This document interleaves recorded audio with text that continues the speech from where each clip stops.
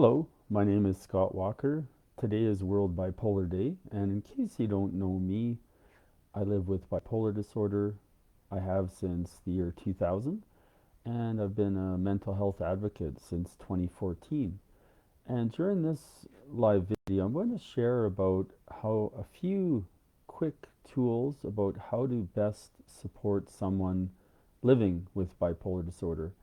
I'll share four things based on my experience, and I'll share another idea that I've heard different people share over the years.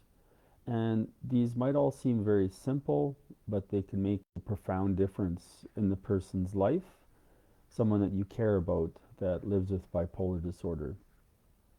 So, the first of the four, from my experience, is to treat me like a normal person.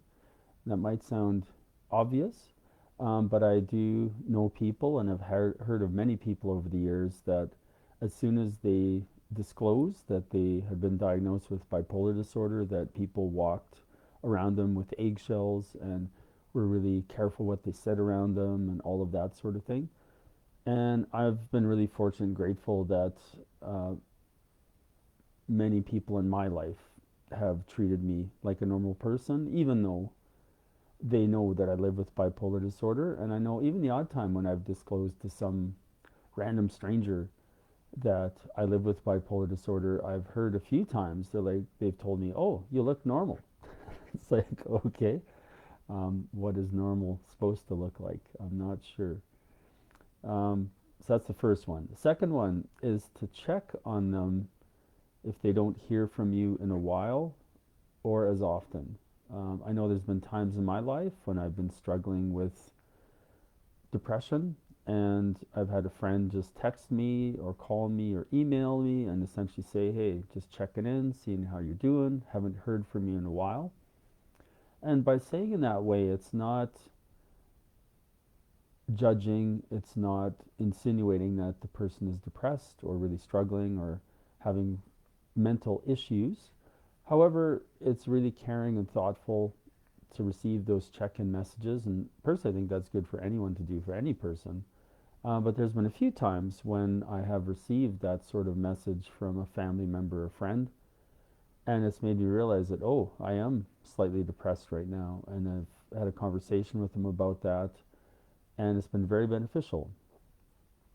The third way to support someone you know living with bipolar disorder is to actually visit them if they happen to be in the psychiatric hospital. So that may or may not be part of that person's experience with their bipolar disorder journey. And I realized that going into a psychiatric hospital for many people is very intimidating, perhaps scary. And I do know for me that when family and or friends have visited me when I was in the psychiatric hospital, it meant so much. It made a massive difference to my day, to my entire time in the psychiatric hospital, just to see that familiar face, have a conversation, and it was really, really pivotal. So definitely encourage you to do that, no matter how scary that might be. And the fourth way to support someone living with bipolar disorder is to give them gifts which support their overall holistic health. I'm really fortunate that one of my really good friends, quite often as a birthday gift or a Christmas gift, they will give me a gift card to a really nice hotel here in Banff that has a beautiful spa. And I'll often use that gift card to go for a spa day. And I've had other friends at times gift me, for example, one friend gifted me yoga sandals a long, long time ago, and they've been incredibly helpful for me improving my foot health. Now, of course, that doesn't have direct correlation with mental health. However, it's a really key part of holistic health to have healthy feet, essentially. So, those are the four examples from my life. And one other item that I've heard different people share over the years that I personally haven't done is when someone you know is having a depressive episode or it's after a depressive episode is to help them clean and or declutter their home. I've heard of many people reach out to family member or friends and just be vulnerable and honest and say, hey, I've just had a depressive episode, or I'm feeling down right now. Could you help me clean or declutter? And I have to admit, for me, I think maybe I have too much pride and ego to do that. However, I've heard of some people say that's been incredibly beneficial.